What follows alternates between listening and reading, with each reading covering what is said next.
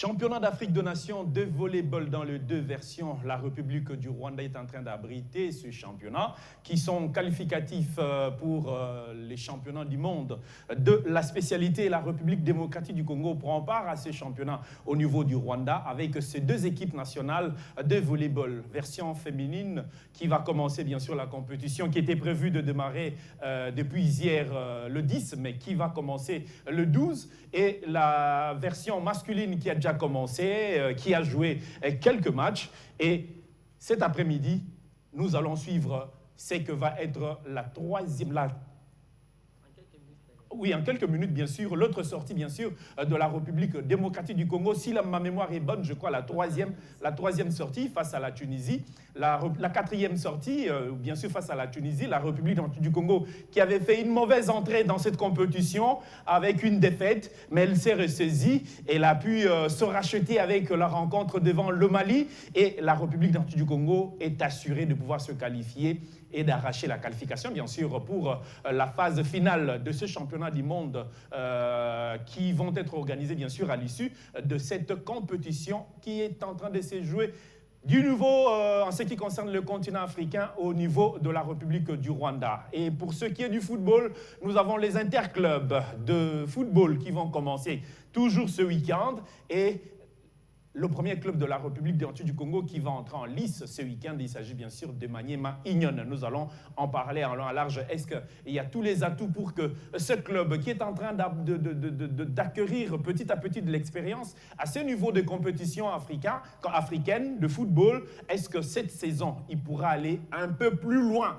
qu'il a été la saison dernière? C'est ce que nous allons pouvoir analyser ensemble sur ce plateau. Et au niveau des éliminatoires de la Coupe du Monde de football, nous avons les Léopards de la République du Congo qui ont fait des sorties et 2 matchs nuls. La troisième sortie pour la troisième journée, c'est prévu dans la première semaine ou le premier week-end du mois d'octobre. Est-ce que la RDC sera à la hauteur aussi longtemps que le Madagascar, qui est dernier dans ce groupe, est en train de jurer sur la victoire devant la République du Congo dans ces 2 journées qui doivent livrer ensemble, la troisième journée ainsi que la quatrième journée? Le Madagascar est en train de jurer sur la victoire. L'entraîneur de Madagascar est menacé d'être limogé parce que même lui aussi il demande le temps afin de comprendre, de maîtriser l'effectif qu'il a en main et pouvoir évoluer dans ces éliminatoires de la Coupe du Monde Qatar 2022. Voici le sujet qui vont faire le tour de ce plateau qui est composé à ma droite.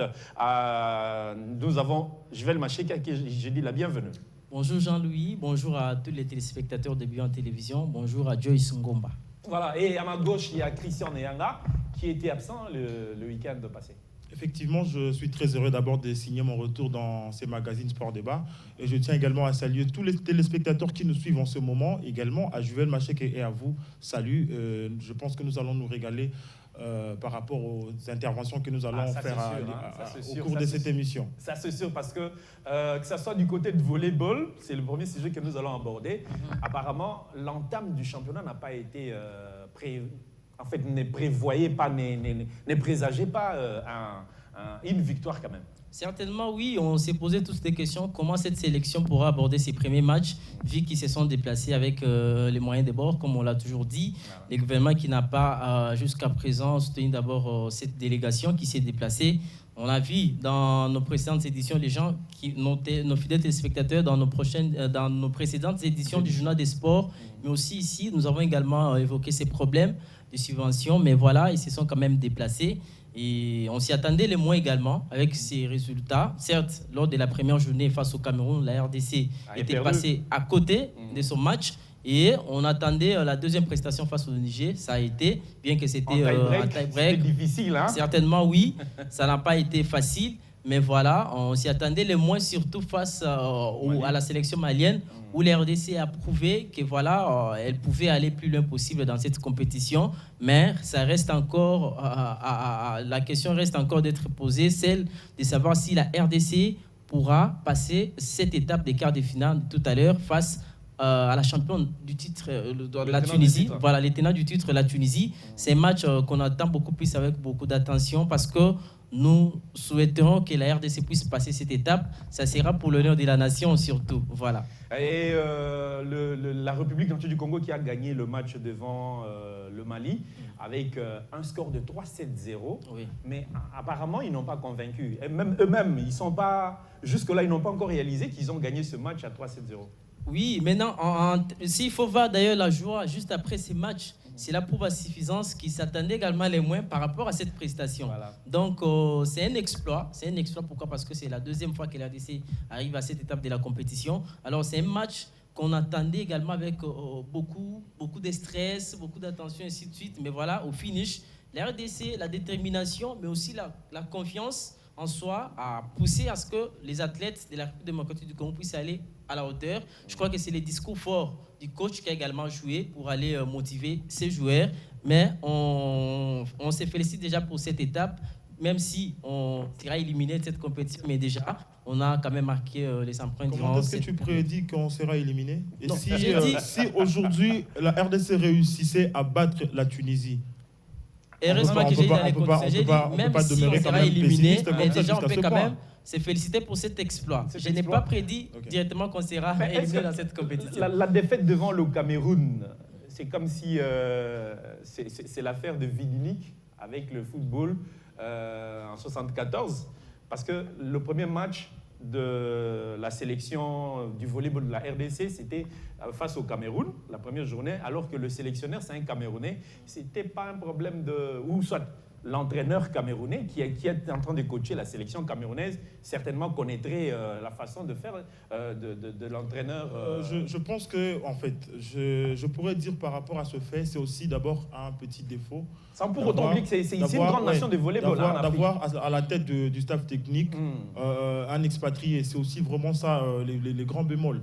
En fait, parce qu'il faut le savoir qu'on reste d'abord patriote. On reste patriote. Moi, je pense que c'est d'abord être professionnel aussi. Le fait de vouloir battre sa propre sélection, sa sélection d'origine, c'est aussi quelque chose que tout le monde gère. Trahir sa nation, ça se passe aussi dans le football. Mais en tout cas, en quelque sorte, je pense que c'est aussi un handicap au départ. C'est un handicap, pourquoi? Parce que le monsieur ne voudra pas forcément handicaper sa nation, parce que une fois aujourd'hui, le Cameroun s'est qualifié en Coupe du Monde, pourquoi pas on pourra le rappeler par exemple. Voilà. Donc ce sont des choses que nous devons vraiment regarder avec un œil très, très particulier. Je commencerai d'abord par dire félicitations à l'équipe nationale de la RDC de volleyball et tous les staffs techniques. En tout cas, c'est une très bonne chose qu'ils sont en train de nous démontrer au niveau du championnat d'Afrique à Kigali. En tout cas, moi personnellement, j'étais très confiant lorsque j'avais d'abord constaté le niveau du message qu'a lancé le président de la fédération, Christian Matata, lorsque les Léopards étaient en train de quitter la RDC. On doit le souligner qu'ils ont effectué une préparation sur le plan local, une préparation qui ne répondait pas vraiment forcément aux moyens de l'approche du président, qui ne réunissait pas toutes les conditions pour que les Léopards nous produisent de tels résultats. En tout cas, moi, je pense que ce sont des gens à féliciter et c'est l'occasion pour l'État congolais de se rattraper parce que ces garçons ont voyagé sans la subvention de l'État, sans la moindre subvention de l'État. C'est le moment, bien sûr, c'est le moment pour l'État congolais de pouvoir se rattraper, assister les enfants, leur motiver, parce qu'on sait très bien que l'argent, il a toujours été motivateur, ça booste la psychologie des athlètes. Même aujourd'hui, on le sait tous que lorsqu'il y a de l'argent, il y a un accompagnement financier, il y a vraiment un accompagnement psychologique, c'est une très bonne chose. Mais moi, je pense que nous devons appuyer notre équipe. Dans quelques minutes, dans quelques heures là, ils vont jouer face à une grande nation de volleyball.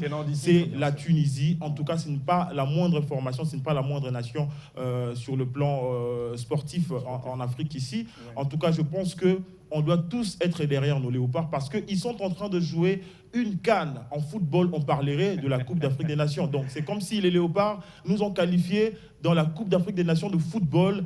En fait, dans les quarts de finale de la CAN. Donc, c'est vraiment identique. On doit vraiment soutenir ces enfants moralement, psychologiquement, et le gouvernement doit également prouver qu'il est un bon parent. C'est pas un parent qui favorise d'autres disciplines. Alors que c'est ce qu'on est en train de vivre. Nous avons vu juste pour le match de la deuxième journée des Léopards Football, c'est pratiquement toute la corporation journalistique sportive qui était partie, qui s'est retrouvée au Bénin. Et le ministre s'est même déplacé avec son cabinet, alors que nous avons ceux qui sont en train de jouer la phase finale. C'est vraiment ce il y a que personne moi, qui est allé là-bas. c'est ce que moi je fustige avec vraiment la dernière énergie. Même pas la chaîne nationale, il n'y a personne là-bas. C'est ridicule de voir que dans une maison, le parent favorise certains enfants au détriment des autres. Ce n'est pas normal. En football, aujourd'hui, les Léopards ont livré deux matchs. Le Léopard messieurs, en fait. Je parle de Léopard messieurs aux éliminatoires de la Coupe du Monde Qatar 2022. Ils ont livré deux matchs, mais ils sont rentrés avec leur paquet en poche. Voilà. Mais malheureusement, ce qui fait très mal, c'est que dans d'autres disciplines, ce n'est pas le cas. La Tunisie, c'est une grande nation de handball et de volleyball. Donc on sait très bien que la Tunisie a sa prime, mais malheureusement nos joueurs jouent comme ça avec tous les risques possibles, mais l'État congolais observe de loin. Et aujourd'hui, si par exemple les Léopards volleyball ramènent la Coupe d'Afrique ici en RDC, on verra plusieurs personnes passer à la télé pour essayer un peu de faire la culte de personnalité, les cultes de personnalité. Donc c'est un peu bizarre. Moi je pense qu'on doit rectifier les tirs, on doit considérer toutes les fédérations au même pied d'égalité et pour permettre à ce que le sport puisse se développer dans toutes les disciplines. Je m'arrête juste là.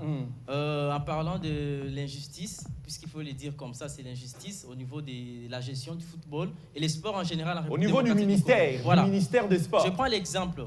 Les Léopards ont joué les éliminatoires de la Coupe du Monde Costa Rica 2022. Vous avez vu comment ils ont été traités? Ils ont reçu $20 de transport, de prime, je ne sais pas. Ils n'ont jamais eu la prime. Dites-moi, avec ça. Et pendant ces temps, c'était, je crois, à la même période que les Léopards football se réunissaient pour jouer les matchs. Voilà. Mais durant cette période, vous allez voir les ministres des Sports avec les Léopards, de l'autre côté les premiers ministres également qui étaient allés encourager. Que des matchs amicaux. Voilà, qui étaient allés encourager les Léopards, ainsi de suite. On a vu les différentes personnalités aller soutenir les Léopards de l'RDC. Mais pourquoi pas les faire aussi avec les dames qui en souffrent? Et d'ailleurs, je me dirais qu'il fallait d'ailleurs jeter un œil d'abord pour les dames par rapport aux messieurs, parce que les messieurs, ils peuvent aujourd'hui surmonter beaucoup de choses. Mais les dames, Mais il ne faut pas également oublier que la RDC n'a plus participé dans une Coupe du Monde de football, ça fait plus de 47 ans. Ouais, mais les dames quand même ont réussi quand même à gagner même un match dans une Coupe du Monde. Voilà, c'était en 2006 et en 2008 avec la génération des Kouyanguissa et les autres. En fait, c'était vraiment une génération dorée qu'on devrait impérativement honoré. Malheureusement, on a perdu cette génération après la disparition de l'Inter, le football club Inter, qui existait avec la quasi-totalité de joueurs qui jouaient en équipe nationale provenaient de ce club. Et dès que le club a disparu, c'était vraiment de la bouillabaisse. Il n'y avait plus l'existence du football féminin en RDC. Ce qui avait quasiment disparu. Mais apparemment, c'est en train de remonter, hein. J'espère que... Oui, actuellement avec la venue de la nouvelle commission provinciale de football féminin, on sent que les choses bougent déjà de côté. Est-ce que les moyens sont allés reporter? Exactement, parce que la Fédération internationale de football association a boosté, a mis en place une politique de la promotion du football féminin. Donc, et toutes les fédérations africaines ont des fonds pour le développement du football féminin et même le football de jeunes aussi. Donc c'est vraiment une bonne politique mise en place par l'actuel président de la FIFA, Gianni Infantino. J'espère que cet argent se trouve dans le caisse de la FICOFA. C'est pas encore partagé. Hein. Non. En fait, cette somme, ça se donne comment? La FIFA vous donne la possibilité d'avoir par exemple 5 millions par saison, 5 millions de dollars par saison. Il suffit juste d'amener un projet, si vous amenez un projet à la FIFA, et l'argent directement... Et on n'en a pas encore donné jusque-là, j'ai l'impression. Si les enfants devraient recevoir $20 après le match, alors que nous voyons chez les messieurs le football masculin, chaque fois qu'il y a un rassemblement, s'ils ont une cagnotte, la moindre c'est $1 500. Non, c'est pas 1 500, c'est 5 000. La moindre, c'est 5 000 $. La moindre, c'est 5 000 $. La moindre, c'est 5 000 $. C'est 5 000 $ par personne. Voilà, je crois qu'on doit peut-être boucler ce sujet, mais ça nous fait mal. Sans vous aller au-delà, on a oublié même qu'on parlait du volleyball. Je crois qu'on doit quand même se dire des choses comme ça. Pourquoi? Parce qu'il faut traiter tous les sportifs et des Congolais de la même manière. Je me rappelle quand Christian évoquait le problème de la négligence du côté des léopards dames. Lors du premier symposium de la CAF, c'était dans les années 90, le président de la FIFA a dit la femme c'est l'avenir du football. Moi je me dis, si aujourd'hui la gestion d'autres instances est remarquable aujourd'hui parce qu'il y a des femmes qui occupent certaines responsabilités, pourquoi pas sur les terrains, pourquoi pas aussi accorder la chance à ces dames-là. Voilà, Machek, tu l'as dit tout à l'heure. On revient sur le volley, on va boucler le volley tout en rappelant au ministre du Sport, Serge Nkondé, que le ministère des Sports, tu l'avais dit dans ton mot, quand vous avez fait la remise et reprise avec le pasteur Amos Kitenge, que vous n'êtes pas là que pour le football. Mais ce que nous sommes en train de vivre apparemment, vous êtes en train d'entamer les pas de vos prédécesseurs. Donc nous vous demandons de revenir à votre message du jour de la remise et reprise. Nous avons 2 sélections nationales qui se trouvent au niveau du Rwanda. Le basketball est parti là-bas. Malheureusement, vous y avez été. Je ne sais pas si vous étiez découragé du fait qu'ils étaient éliminés. Vous y étiez quand même au Rwanda, mais je sais que c'est parce que vous étiez proche. Vous étiez dans la province du Sud Kivu. C'est comme ça que vous êtes allé là-bas. Mais pour le moment, vous revenez du Bénin. Nous avons 2 sélections qui se trouvent au niveau du Rwanda. Vous êtes obligé. Vous n'êtes pas obligé d'y aller, hein, mais au moins qu'ils puissent entrer en possession, parce que la cagnotte chez le monsieur de football, c'est chaque match, hein, c'est par match qu'ils ont la cagnotte. Oui. Et vous entendrez à la fin, si les volleyeurs vont avoir une cagnotte, ça sera une cagnotte de $500. En tout et pour en général. En tout et pour tout. Hein? Pour qui donc ceux qui font d'autres sports ne sont pas des Congolais. Il n'y a que les footballeurs qui sont des Congolais. Un dernier mot sur le volleyball, parce qu'on doit... Effectivement, on souhaite bonne chance à nos léopards qui vont jouer ça. C'est un match très difficile. Il a même dit de le gagner. Effectivement, il a même dit, je crois, Perpétis, Salasala, il y a Serge et puis Joël Kakende qui se sont exprimés juste après leur match face au Mali. Que ça serait un match très difficile face à la Tunisie. Tenant du titre, moi je me dis bon, les Léopards peuvent le faire, mais on espère que ça sera un match très serré. Nous espérons que la RDC pourra gagner. Pourquoi pas passer cette étape pour une première? Ok, voilà. Christian, un dernier mot? Oui, j'aimerais juste revenir en disant que aujourd'hui, les Léopards se sont déplacés, ils ont effectué les déplacements pour Kigali avec le fonds propre de la fédération. Et il est grand temps pour l'État congolais de se rattraper de cette petite erreur.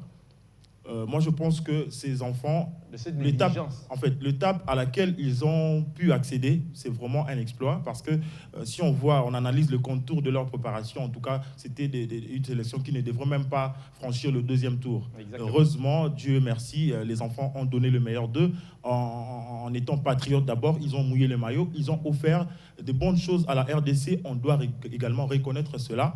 Déjà face à la Tunisie, je pense que bonne chance pour nos léopards, bonne chance à eux. Moi, je pense que la victoire est déjà de notre côté parce que l'équipe nationale de la RDC peut jouir également du surcroît ou de l'excès de confiance des Tunisiens. Ouais. C'est ce qui fera en sorte que nous puissions également profiter parce qu'on est là comme un petit poussé dans cette confrontation. Mais la surprise peut arriver. Donc, dans un match de football ou de sport, dans les sports, tout peut arriver. On peut s'attendre à tout. On ne peut pas seulement dire que la Tunisie est plus forte que nous.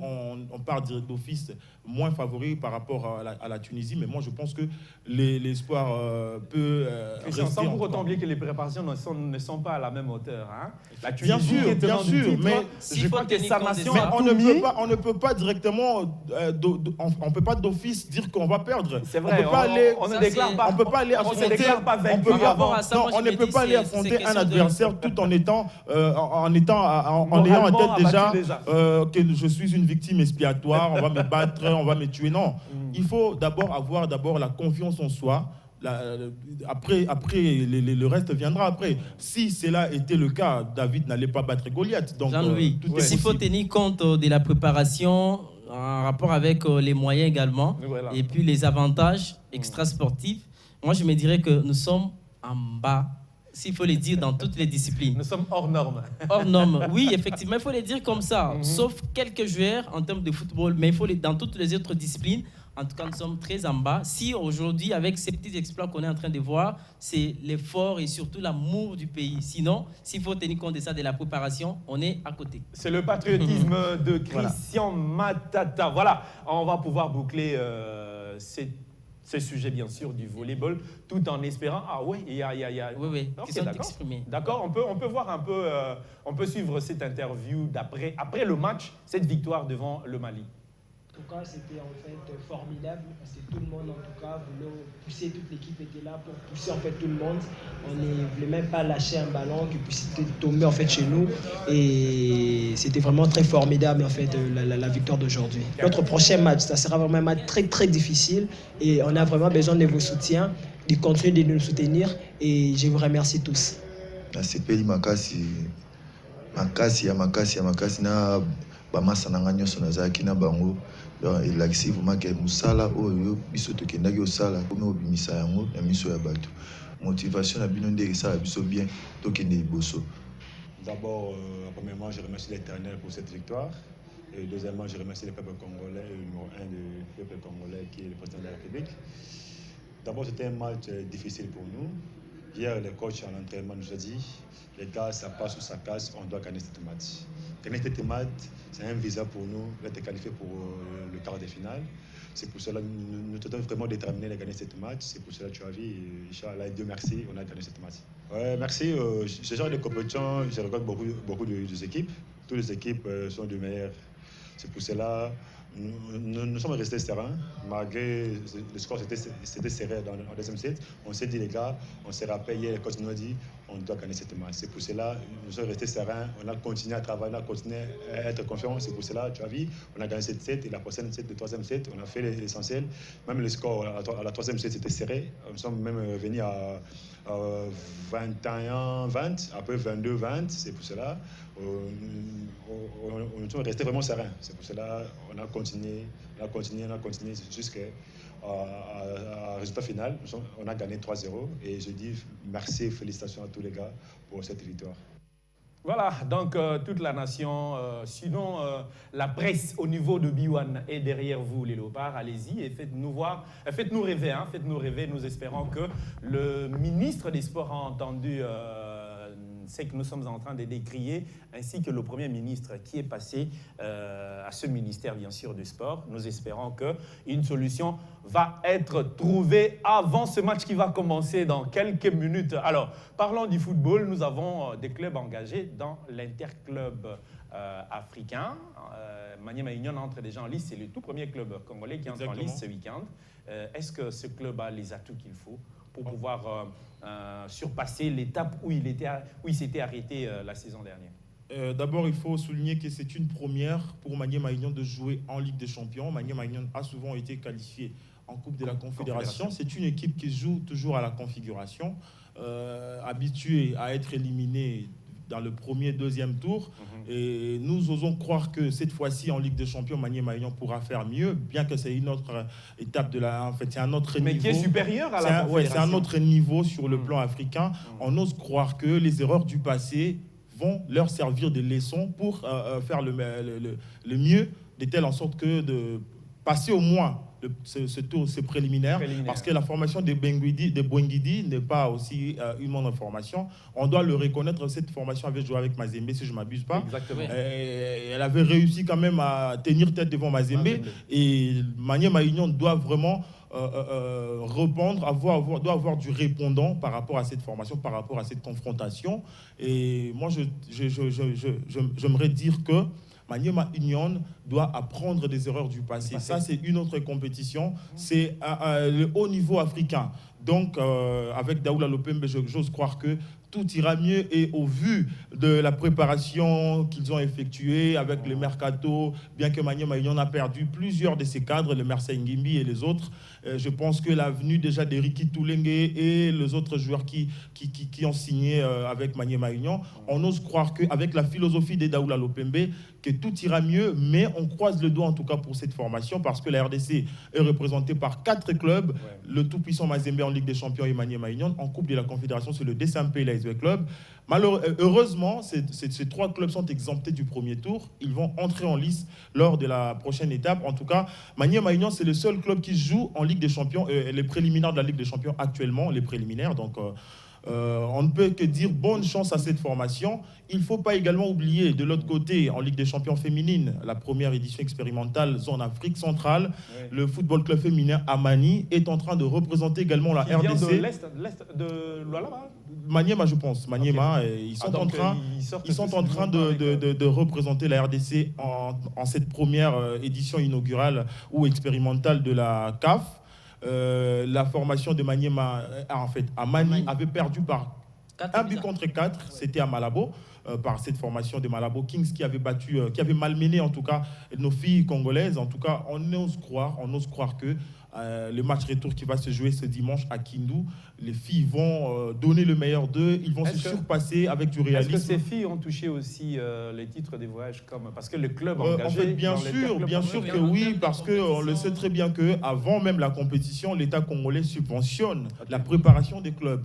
Et par journée, l'État congolais également donne de l'argent à chaque journée. Donc pour le match aller tout comme retour, donc à chaque journée, l'État congolais débourse de l'argent. Donc on ose croire que les filles des Amani ont réussi quand même leur prime et ce dimanche, en tout cas, ça sera une bataille. Donc on ne sait pas le préciser. Nous croyons seulement qu'ils ont touché les prix. On ose croire, bien que le football féminin est un tout petit peu négligé en RDC, mais on ose croire que les filles sont motivées financièrement. Et ça sera une mission très difficile, mais pas impossible, parce que Amani doit marquer 3 fois sans encaisser le moindre but pour espérer retrouver la prochaine étape. Mais en tout cas, du côté Malabo Kings, il y a vraiment du répondant, parce que j'avais suivi le match en intégralité. J'avais vraiment compris que, à part la philosophie tactique mise en place par leur entraîneur, il y avait vraiment du répondant. Sur le plan individuel, il y a des filles qui sont comme des hommes, que vous pouvez même confondre avec les hommes. En tout cas, c'est même le coach qui l'avait dit, le coach d'Amani, qui avait dit que depuis plus de 20 ans qu'il est dans le football féminin, c'est pour sa toute première fois de voir les hommes jouer dans le football féminin. Donc, parce qu'ils ont une morphologie masculine, c'est vraiment très difficile pour essayer un peu de distinguer si c'est un homme ou une femme. En tout cas, Amani doit avoir aussi un mental boosté, un mental fort, parce que tout peut se jouer dans de petits détails. Heureusement que le dopage est là. Donc, voilà, moi je me dis, Jean-Louis, je vais d'abord commencer par les dames. Il faut d'abord les féliciter, puisqu'elles sont arrivées à cette étape de la compétition après avoir passé les premiers tours.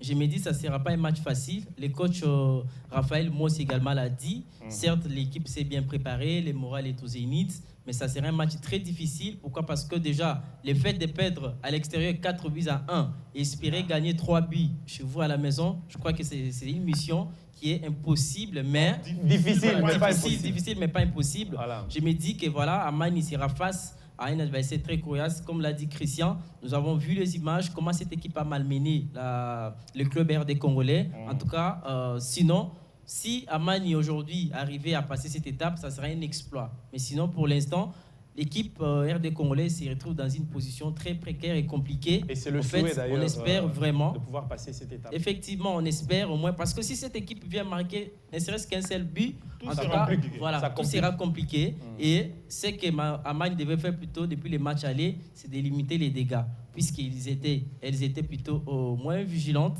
Aujourd'hui, c'est une autre histoire. C'est peut-être un manque d'expérience. Effectivement, c'est aussi une première pour ces clubs. Ils sont en train de se découvrir et de découvrir le football au niveau sur le plan continental. Et je me dis, bon, ça peut y aller, mais sinon, bonne chance à ces dames qui vont nous représenter. S'il faut parler de la formation de Maniema Union, moi, je ne suis pas d'accord avec Christian. Pourquoi? Parce que cette équipe de Maniema Union, s'il faut voir la quasi-totalité, s'il faut prendre même la 90%. On a renouvelé l'effectif. Ce n'est plus la sélection ou soit l'équipe qui a joué la saison dernière de la Ligue nationale de football. Je me dis que Maniema Union aujourd'hui a perdu ses grands cadres. S'il faut prendre l'exemple. Et qu'il a remplacé par de nouvelles recrues. Mais ça ne sera pas les mêmes joueurs. Pourquoi? Parce qu'au départ, s'il faut dire en termes de cohésion, il y avait cette cohésion, on l'a vu l'année passée à la Ligue nationale de football. Une équipe de Maniema Union qui faisait de très belles constructions, de très belles passes, et surtout sur le terrain, Maniema Union a compliqué la saison dernière les grands cadeaux entre guillemets du football RD congolais. La politique utilisée dans Maniema Union, c'est la politique qu'on a trouvée dans 20 clubs. Et moi je me dis c'est une très mauvaise politique. Une très mauvaise politique, pourquoi? Parce que Quand vous préparez une compétition, elle ne se prépare pas durant quelques semaines. Voilà. Maniema Magnon était déjà en voie d'être qualifié pour jouer cette saison les interclubs. Avec un effectif déjà connu et avec homogène. Un effectif connu, il y avait de l'harmonie, il y avait une cohésion entre ces jeunes joueurs-là. Aujourd'hui, Maniema Magnon se qualifie pour la Champions League. Nous savons déjà que Maniema Magnon va jouer, mais on se permet quand même de nous détacher de ces grands joueurs-là qui ont fait ce que... Qui ont qualifié Maniema Magnon. On ne peut pas retenir les athlètes qui veulent partir. Mais le problème, c'est quoi? Donne la latitude aux joueurs. Kylian Mbappé a besoin Kylian Mbappé avait besoin de partir au Real. Pourquoi on a refusé? Kylian Mbappé avait besoin d'aller au Real. Si je peux prendre un exemple comme ça, pourquoi le président du Paris Saint-Germain a refusé? Parce qu'en tête, il a besoin de gagner une coupe avec ces joueurs-là. C'est une très mauvaise façon de faire en RDC. Le Real n'a pas respecté les exigences. Pourquoi ne pas utiliser la politique de Mazembe qui voit que, en fait, ces joueurs, ils méritent bien de rester dans Mazembe. On essaie de l'amadouer et de multiplier. En fait, la façon de gérer les sports en RDC, en tout cas, je me pose tant de questions. Comment on peut aller loin, si on doit s'attendre à des résultats escomptés. Non, mais en ce qui concerne le départ de joueurs, ça ne dépend pas. En RDC, c'est quoi? Ça dépend du joueur. Vous allez vous rendre compte avec moi. En RDC, de partir, ça dépend de Christian. Mais c'est question de la politique. Qu'est-ce qu'on peut faire? Le problème, c'est quoi? Dans nos grands clubs, ici à Kinshasa, en RDC, dans nos clubs, si un joueur brille une saison, la saison prochaine, il sera vendu. Et les présidents ont cette facilité-là de se détacher de ces joueurs-là pour gagner de l'argent. Et avec cette façon de faire, les clubs n'évolueront jamais. Et vous allez vous rendre compte que... Moi, je n'encourage pas le fait que les clubs puissent se débarrasser de la quasi-totalité de son effectif de la saison passée ou précédente. Mais en fait, actuellement, la latitude revient aux joueurs. C'est le joueur qui décide sur son avenir. Et c'est la seule source d'entrée des clubs, apparemment. Aujourd'hui, par exemple, vous avez un effectif de 30 joueurs et qu'il y a 20 joueurs qui désirent partir. Si vous n'avez pas les moyens possibles pour les arrêter, il faut les laisser partir. Ce n'est pas la faute aux dirigeants. Et apparemment, c'est la seule source d'entrée de ces clubs-là. C'est la seule source d'entrée aussi, la seule source rentable. Parce que on le sait très bien que nos clubs vivent que des transferts de joueurs. Okay. Il y a plusieurs dirigeants qui mettent la main dans leur poche, dans leur budget privé. Mais c'est pas tout le monde. C'est pas tout le monde qui le fait. Il y a ceux-là qui vivent peut-être du jour le jour, qui font vivre leur club en vendant des joueurs dans des transferts. C'est comme ça. Pour avoir aussi d'autres joueurs, il faut vendre pour acheter d'autres. C'est voilà. Comme ça. Et pour les matchs de cet après-midi à 15h, moi je me dis, Maniema Magnon, c'est une première expérience. On ne doit pas être très sévère face à cette formation. Je me dis, ils ont allé accueillir de l'expérience également. Non, moi je dirais qu'on doit être très sévère. On doit le regarder sur un œil très vigilant parce que Maniema Magnon avait été conscient que nous jouons la Ligue des Champions. Donc, déjà en Coupe de la Confédération, lorsque vous faites le fiasco, sachez que lorsque vous cherchez la Ligue des Champions, c'est un autre niveau. Il faut être conséquent, il faut s'assumer. Donc aujourd'hui, Maniema Magnon doit s'assumer, doit faire les bons résultats à l'extérieur pour venir négocier la qualification à la maison. Bon, on peut se faire une idée, oui. Je me suis dit, je ne suis pas très sévère avec Maniema Magnon. Pourquoi? Parce que je sais déjà la finalité. S'il faut voir comment Maniema Magnon a joué les derniers virages de la saison de la Ligue nationale de football, c'était justement pour chercher cette qualification. Mais avec cette façon de faire, en tout cas, je ne m'y attends pas. On peut se faire une idée de ce que va être cette rencontre de Maniema Magnon. En fait, son entrée, bien sûr, dans cette phase des interclubs, préliminaire des interclubs, dans cette interview de l'entraîneur. Chaque club a ses points forts et ses faiblesses. D'autant plus qu'on a joué quelques matchs amicaux. Et je sais aussi que du côté de Wengidi, c'est la même chose, parce que c'est le football et il est universel. Donc, je le dis et je le répète, nous allons essayer de maximiser ce que nous avons comme point fort, tout en essayant de minimiser nos faiblesses et voir comment est-ce que nous pouvons jouer convenablement ces matchs-là. Mais après, il faut noter aussi que chaque entraîneur s'imagine des scénarios. Est-ce qu'on va aller en attaque placée? Est-ce qu'on va aller en contre? Cela dépend de ce qui va nous être proposé par notre adversaire. Donc voilà. On ne peut pas aller à l'attaque placée quand on se présente devant une situation qui nous impose l'attaque rapide. Voilà, ça, ce sont des lectures qui se font en plein match. Mais après, on part avec ce qu'on a comme point fort. Ça, je pense que c'est ce qu'on va amener dans le.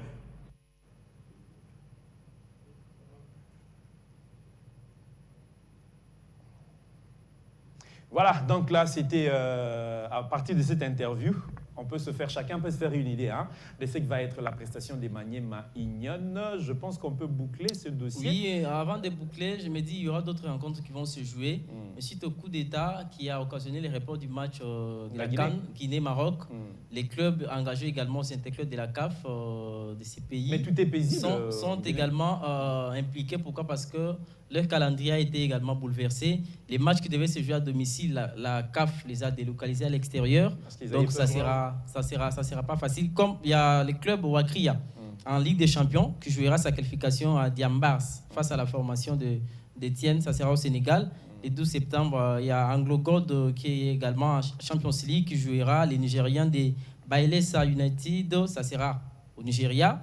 Et en Coupe de la Confédération, l'unique représentant de la Guinée, c'est Accra Sport Stadium, plutôt, qui jouera la formation de SC Kamsar. Ça sera également à l'extérieur. Donc, les 3 clubs qualifiés aux interclubs de la CAF vont souffrir durant cette période. La Guinée qui a quand même une expérience dans le football pour avoir organisé plus d'une fois la phase finale de la Coupe d'Afrique des Nations. Parlons cette fois-ci des Léopards Football, cette sélection qui est toujours le chouchou des autorités politico-administratives en République démocratique du Congo. Tout ministre qui passe par le ministère des Sports se fait de l'argent derrière le football masculin et au détriment bien sûr des autres sports. Nous avons vu les 2 sorties en 2 journées, bien sûr, de Léopard Football.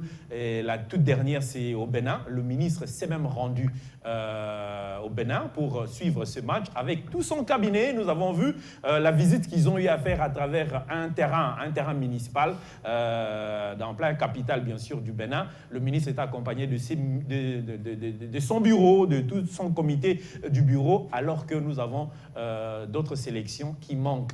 Et ce que je décris, et j'aimerais le dire sur ce micro, il y a la réhabilitation de l'aire de jeu du football au niveau du stade de Martyrs, le seul stade que nous avons qui a le circuit d'athlétisme. La fédération s'y est rendue il y a de cela 2 jours. Ils ont trouvé que sur le tartan, le circuit d'athlétisme, on est en train d'imposer les abris de joueurs, des réserves et des entraîneurs sur ces tartans qu'on est en train de trouver, alors qu'on n'a que ça. Et il nous a semblé entendre dire que c'est sur mot d'ordre du ministre. Alors je me pose des questions, si Serge Condé, qui connaît réellement l'importance de l'athlétisme, cet athlétisme qui est en train de préparer le jeu de la francophonie, alors qu'on est en train d'abîmer le seul circuit, là où ces jeux vont avoir lieu, on est en train d'abîmer ça. Donc, monsieur le ministre, veuillez revoir avec vos ingénieurs cette façon de faire, ce n'est pas bon. Cherchez un autre endroit pour mettre les abris de joueurs de réserve. Alors, la 3e journée va avoir lieu, je crois, le 8. Le 7 octobre. Oui. Et la 4e journée, ça sera l'autre semaine, 4 jours plus tard, alors que le Madagascar est dernier dans ce groupe J. Avec 0 points. Et au niveau de Madagascar, les torchons brûlent parce que l'entraîneur de la sélection malgache est menacé d'être limogé. Il y en a qui sont pour lui, qui disent, bon, accordez-lui la chance. Cette chance que l'entraîneur congolais est en train de demander, de lui donner le temps, c'est ce que demande aussi le malgache. Mais le Madagascar est déterminé de pouvoir arracher 6 points à la République démocratique du Congo et il pense que la seule façon de le faire, c'est de changer l'entraîneur. Et je ne sais pas si c'est la même façon de voir les choses aussi du niveau du public congolais, parce que 2 sorties, 2 matchs nuls, ça fait peur quand même. Effectivement, mais avant d'entrer dans le vif des sujets, j'aimerais rappeler quelque chose par rapport à l'athlétisme, les stades des martyrs, réflexion, ainsi de suite. Moi, je me dis, c'est le fait de faire des trucs avec précipitation. Pourquoi? Parce qu'aujourd'hui, tous les stades modernes... Attends, Christian, je n'ai pas encore fini. Attends, Christian. Oui, attends, Christian. C'est aussi ça. Pourquoi j'ai dit ça? Christian a quand même compris que ça fait partie également des règles. Ouais. Alors, Aujourd'hui, s'il faut prendre... Ça, non, c'est ça qu'il a dit exactement. Même tous les téléspectateurs ont compris. Alors, s'il faut prendre, Jean-Louis, les stades modernes, s'il faut prendre tous les stades modernes... Pourquoi? Même si on le fait avec lenteur, si c'était prévu qu'on trouve les tartans du stade de Martyrs, on va les trouver même avec lenteur, même avec précipitation, on va toujours le trouver. S'il faut prendre tous les stades... C'est le manque de la consultation des experts. Voilà, il faut exactement. consulter les experts de chaque domaine lorsque vous voulez faire quelque chose. Et on ramasse une société, je ne sais pas d'où, sous prétexte Jean-Louis, d'un marché, d'une compensation. Aujourd'hui, tous les stades modernes ont cette piste-là de l'athlétisme. Exactement. Alors, quand vous faites des choses pareilles, moi je me dis déjà, s'ils ont déjà posé ce qu'ils devraient poser, s'il faut encore enlever, vous voyez déjà ce que ça fait. Soit ils ont déjà prévu un stade spécialement dédié à l'athlétisme, c'est une question qu'on doit se poser. Mais sinon, il faut revoir ça à la hâte avant que les travaux avancent pour justement permettre également à l'athlétisme d'organiser ces compétitions et surtout préparer les prochaines échéances. Va servir de cadre pour les 9e Jeux de la francophonie. Le 9e jeu de la francophonie, voilà. Effectivement. Le temps nous imparti en train de toucher à sa fin. J'aimerais quand même qu'on dise quelque chose aussi. Moi, j'aimerais commencer par dire ceci. Hector. Non, moi je ne peux pas d'abord commencer à charger l'entraîneur parce qu'on le sait tous que la sélection nationale des léopards de football de la RDC est vieille de beaucoup d'années. Ouais, c'est une sélection qui n'a pas connu de problème qu'à l'époque d'Hector Cooper. C'est là a commencé, c'était le 4 septembre 2017, si je ne me trompe pas, c'était lorsque nous avons perdu le point au stade de Martyrs face à la Tunisie. La Tunisie nous avait tenu en échec de but partout. On avait manqué de justesse la qualification à la Coupe du Monde Russie 2018. C'est à partir de là que la sélection nationale a commencé à dégringoler et toutes les choses ne marchaient plus même. Jean-Florent Ibenge, qui était venu avec l'allure de soulever et de rebooster cette sélection, il n'avait plus le monopole parce qu'il y avait quelque chose qui avait été perdu dans le mental, dans la psychologie des joueurs. Alors, cette histoire ne date pas d'aujourd'hui, ça a commencé vers la fin du règne de Jean-Florent Ibenge et Christian Sengibiembe l'a hérité. Ça a commencé en 2017, ça s'est poursuivi ça s'est poursuivi jusqu'à... Donc, Christian Sengibiembe l'a hérité, également Hector Cooper l'a hérité. Donc, on doit on ne doit pas se voiler le visage pour se le dire. Moi, je pense que... C'est-à-dire que ce n'est pas les entraîneurs qui sélectionnent. Ce ne sont pas les entraîneurs. Aujourd'hui, si nous prenons même Jürgen Klopp, on prend soit Zinedine Zidane, on prend les grands même entraîneurs, Guardiola, les grands entraîneurs pour coacher les léopards, en tout cas, on aura toujours les mêmes résultats. Pourquoi? Parce qu'aujourd'hui, on doit se poser la question, qu'a-t-on fait? Qu'est-ce que la République démocratique du Congo a fait de ces anciens léopards? Les anciens champions d'Afrique, 1968 et 1974, les champions, en fait, ceux qui ont participé à la Coupe du Monde pour la toute première fois. Qu'est-ce que la République a fait d'eux? Qu'est-ce qu'on doit faire d'eux? On doit faire d'eux. Ils n'ont plus la force de pouvoir jouer. Moi, je pense qu'il faut que les consultations se fassent. Le chef de l'État avait lancé l'union sacrée en politique. On doit également lancer l'union sacrée dans le sport pour le développement du sport congolais. Je m'explique. Ça a eu lieu, aujourd'hui, il y a plusieurs inquiétudes, il y a plusieurs remords, il y a plusieurs de choses qui intriguent.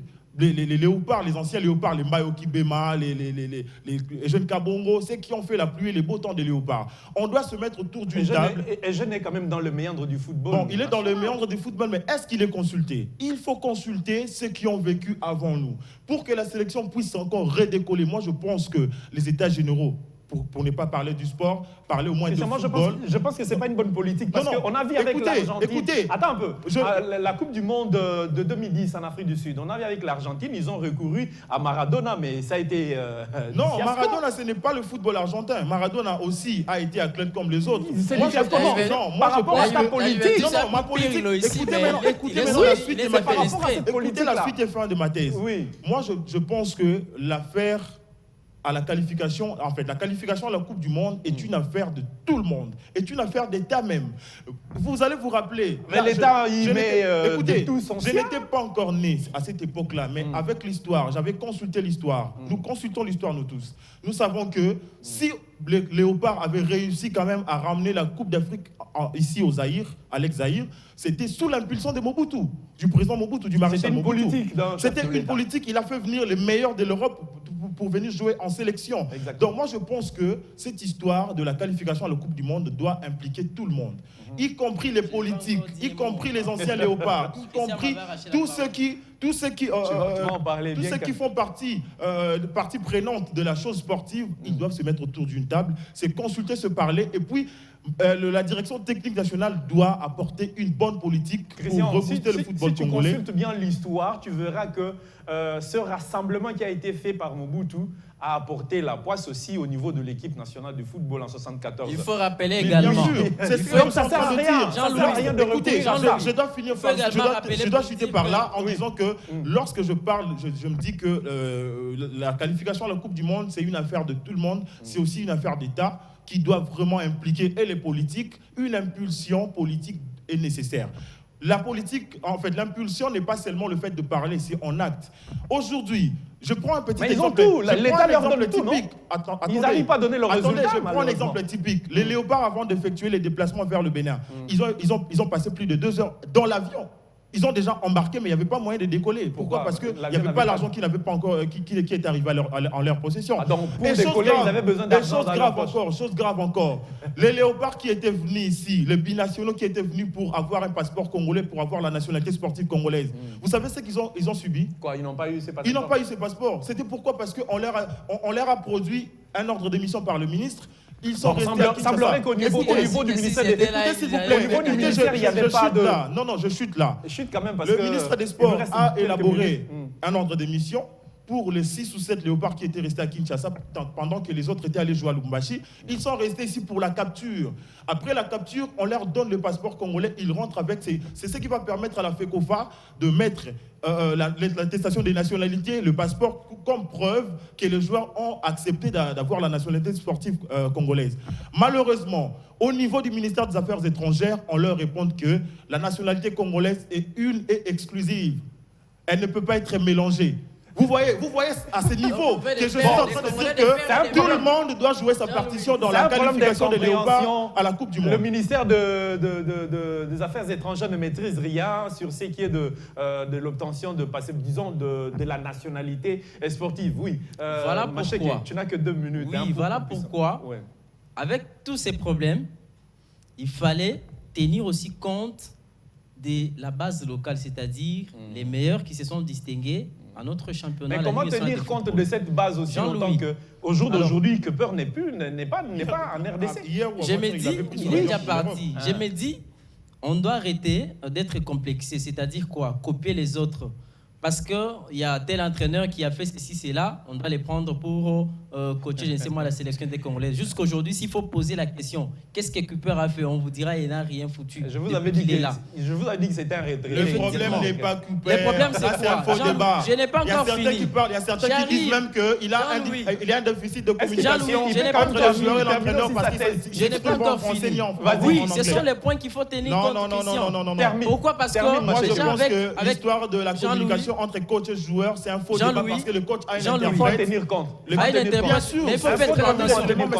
Les messages qui passent directement et indirectement, c'est deux choses différentes. On a fait la communication. Une communication à des niveaux et une communication directe, c'est deux choses tout à fait différentes. Effectivement. Voilà, il faut tenir compte de ça. Mais je me dis aujourd'hui, j'avais dit à Christian l'autre fois, je crois à l'émission dernière, j'avais dit, aujourd'hui, s'il faut juger d'abord l'individualisme, l'individualité dans les chefs de nos différents joueurs, en tout cas, il n'y en a plus. Pourquoi? Parce qu'on n'a pas aujourd'hui ces joueurs-là qui peuvent, je ne sais pas, construire les jeux, soit créer des occasions pour aller chercher des buts, ainsi de suite. Aujourd'hui, la sélection des Congolais est arrivée à la fin. Vous aurez ces joueurs comment pendant que ceux qui viennent de l'Europe, là, ils peuvent apporter un plus dans la sélection. Vous leur dites que non, la nationalité congolaise est exclusive. Attendez, c'est vraiment ça. Attendez, écoutez-moi d'abord. Si on a besoin d'aller en Coupe du Monde, on doit mettre la main dans la pâte. Tout le monde doit jouer sa partition. Écoutez-moi. Nous avons encore 3 week-ends pour parler de ces sujets, parce que les minutes nous imparties ont touché à leur fin. Je pose une question à tout un chacun et répondez en peu de mots. Je suis désolé parce que j'allais contredire Christian. Est-ce que pour la 3e journée, il faut recourir encore à cet effectif qu'on a eu, où on doit la changer? Qu'est-ce qu'on doit faire, puisqu'il n'y a pas de joueurs? Comment ça, il n'y en a pas? Non. Mais s'il faut, Christian, cite-moi les noms Nous des avons 5 des joueurs. Oui, Nous alors, avons ceux-là même qui manifestent cite-moi les noms, volontairement lesquels, Christian? Comme qui, par l'envie exemple? de jouer Comme pour la qui? RDC. Qu'est-ce que toi Il y a tu des dis? joueurs. Qu'on Moi, personnellement, je suis on pour... peut changer l'effectif. Exactement, je suis pour ceux qui pensent que cette sélection, elle est vieillissante. Il y a des joueurs qui ne méritent plus la sélection nationale de la RDC. Je ne peux pas citer des noms, mais les sélectionneurs, il a une vision professionnelle, il sait ce que je suis en train de dire. Malheureusement, qu'il connaît Moi, pas je pense que les sélectionneurs, d'abord, ce que doit faire la FECOFA, en collaboration avec le gouvernement, c'est d'abord de mettre Hector Cuper dans des conditions, lui trouver un logement, un moyen de transport, afin qu'il vive ici à Kinshasa, parce que le championnat national démarre dans pas longtemps. Okay. Il doit voir ce championnat, il doit voir les joueurs pour se faire une idée du football congolais. Il y a des potentialités dans le championnat local qui peuvent faire la différence en équipe nationale. Je pense que des joueurs comme Lilepo, je pense des joueurs comme William Likuta, les Lidumba, les Inongabaka ont aussi leur place dans la sélection. En tout cas, ce que je demande à la FECOFA actuellement, c'est d'imposer à Hector Cuper un programme parce que le match de la 3e et 4e journée, c'est pas pour longtemps. De lui imposer ou de lui laisser les mains libres de pouvoir. On doit l'imposer parce que c'est un contrat. Un contrat est régi des clauses. On doit lui demander de rester à Kinshasa. Il y a un logement, même à la cité, à l'hôtel du Fleuve. On ne lui a pas donné. On peut le loger là-bas. Pendant qu'il sera à Kinshasa, il aura le temps de suivre le championnat et de voir les joueurs qui vont se distinguer pour les appeler en sélection. Et voilà, tout peut arriver. Merci beaucoup. S'il faut tenir compte de ces propos, je me dirais, c'est quoi le rôle de Daoula Lupembe? Daoula n'est pas écouté, il n'est pas influent dans la sélection. Parce qu'il n'y a pas la communication. Non, la communication. Le problème, c'est quoi? La FECOFA avait nommé Daoula Lupembe comme premier assistant d'Hector Cuper. Hector Cuper est venu avec son assistant. Daoula Lupembe est relégué à la deuxième position. Et Daoula Lupembe n'est pas écouté. La FECOFA n'aide pas. Je ne sais pas en tout cas si la FECOFA aide aussi Daoula Lupembe à donner de la voix à l'équipe nationale. En tout cas, si j'étais à la place de Daoula Lupembe, j'allais démissionner. Pourquoi? Parce que je suis, comme on dit à Lingala, il y a Pamba. Une affaire d'argent, mais aussi derrière l'argent, il y a aussi l'honneur. Il y a aussi l'honneur, genre, il ne faut pas tenir compte, il ne faut pas dire qu'il y a l'argent. Est-ce que c'est lui qui coach? Vous allez comprendre même au cours des matchs. Daoula Lupembe, on ne le consulte même pas. On ne le consulte pas. Il y a que Hector Cuper et ses assistants qui sont debout. Merci. Donc on peut dire que Daoula Lupembe est un figurant. Merci. On revient sur ça la semaine prochaine. Sinon, merci à chacun de vous. Merci à la réalisation pour ces quelques secondes de minutes que vous nous avez ajoutées. C'est un dossier que nous devons suivre sérieux parce que au niveau du Madagascar, il jure sur la victoire. Il faut arracher les 6 points à la République d'Antilles du Congo. Alors que la République d'Antilles du Congo, l'entraîneur est allé se reposer chez lui et les joueurs, on ne sait pas. C'est vrai qu'ils doivent rentrer chacun dans son club, mais on décrit ça. La FECOFA. Moi, je me rappelle au moins que Constant Omar, avant de déposer sa démission, il a dit aussi longtemps que le système et restant en place. Voilà, donc c'est par là que nous bouclons cette émission. Il n'y a rien à espérer aussi longtemps que le même système qu'a laissé Constant Marie continue à fonctionner. Merci de nous avoir suivis. On se retrouve le week-end prochain.